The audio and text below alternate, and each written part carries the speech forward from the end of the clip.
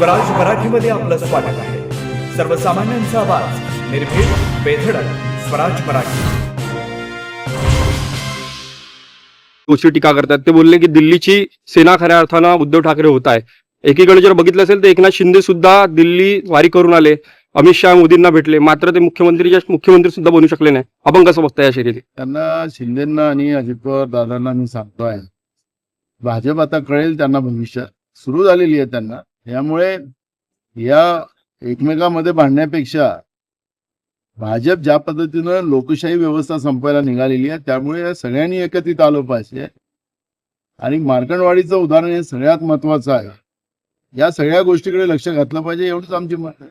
त्याला प्राप्त करण्यासाठी जी संगीत खुर्ची चाललेली होती, तो महाराष्ट्रच नव्हे तर देश बघत होता.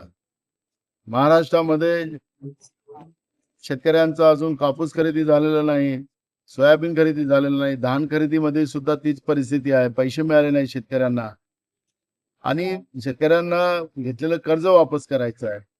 आणि अशा या परिस्थितीमध्ये मोठ्या प्रमाणात शेतकऱ्यांच्या आत्महत्या, बेरोजगारांच्या जखम्यावरून मीठ चोळायचं पाप सातत्यानं या ठिकाणी होते. आपण पाहिलं की कंत्राटी भरती करणार नाही अशा पद्धतीची घोषणा फडणवीसांनीच 6 महिन्याच्या पहिले केलेली होती. आज पुन्हा तो JR आला आणि सांगितलं की कंत्राटी भरती आम्ही शिक्षकांची सुरू करतोय.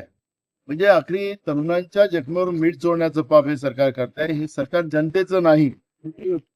ज्याप्रमाणे महाराष्ट्रामध्ये जनतेमध्येच आक्रोश आहे की आम्ही दिलेलं मतदान हे यांना कसं गेलं, हा जो आक्रोश आहे, आणि त्याला मार्कंडवाडी हाच त्याच्यातला एक मोठा पुरावा. भाताची सीतावरून परीक्षा होते, तीच परीक्षा मार्कंडवाडीनी आपल्याला या राज्यामध्ये दाखवून दिलेली आहे. त्यामुळे यांना जनतेची काळजी नाही. यांना मलिंदेचे खाते कसे मिळतील आणि यांच्या सगळ्या थाटबाट कसा कायम राहील, याच्यावर हे सरकार काम करताना आपण पाहतोय. आणि त्याच्यामुळे आज तर एक नवीनच झालं की अजूनही राज्यपालाकडे बहुमताचा आकडा घेऊन हे पोहोचले नाहीत. आणि इकडे राज्याच्या मुख्य सचिवांनी पत्रिका पण तयार करून टाकली शपथविधीची, मुख्यमंत्र्याचं नाव पण लिहून टाकलं. खऱ्या अर्थानं प्रथा अशी आहे की राज्यपालाकडे हे नाव जातात आणि राज्यपाल जो कोणी नेता असतो त्या बहुमताचा, त्यांचं नाव मुख्यमंत्र्याच्या शपथीचं, आणि मग तिथून प्रोग्राम सुरू होतं.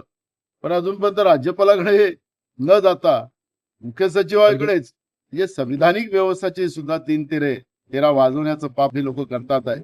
आणि मग सत्तेचा माज हा लोकांच्या मत न मिळता आलेला आहे, आणि त्याच्यामुळे त्या पद्धतीने वागतात आहेत. महाराष्ट्राच्या इतिहासामध्ये हे काळी नोंद या राज्यामध्ये होईल अशा पद्धतीचं चित्र आज महाराष्ट्रात